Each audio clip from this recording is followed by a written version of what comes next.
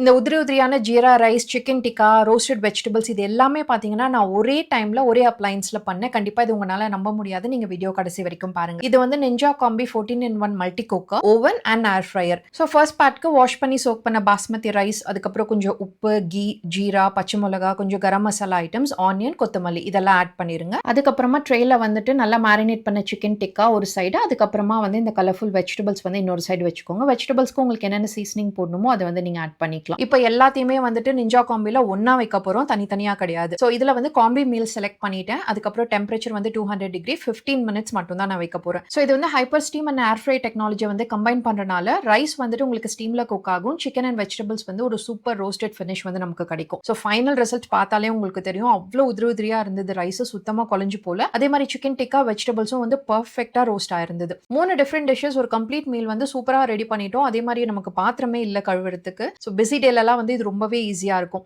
So கண்டிப்பா வந்து இந்த ப்ராடக்ட் உங்களுக்கு யூஸ்ஃபுல்லா இருக்கும். இந்த ப்ராடக்ட்டோட லிங்க் வேணும்னா கமெண்ட் பண்ணுங்க. இன்னொரு இன்ட்ரஸ்டிங்கான வீடியோல மீட் பண்ணலாம். Thank you so much for watching.